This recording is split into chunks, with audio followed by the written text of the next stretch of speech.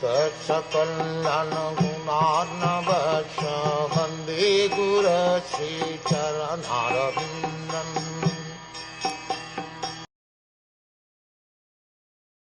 Sri Suta Goswami said, "The personality of Kali, thus being ordered by Maharaj Parikṣit, began to tremble in fear.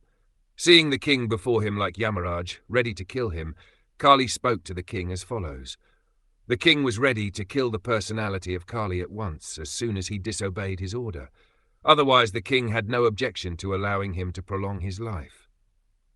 The personality of Kali also, after attempting to get rid of the punishment in various ways, decided that he must surrender unto him, and thus he began to tremble in fear of his life. The king, or the executive head, must be so strong as to stand before the personality of Kali, like the personality of death, Yamaraj. The king's order must be obeyed, otherwise the culprit's life is in risk. That is the way to rule the personalities of Kali, who create disturbance in the normal life of the state citizens."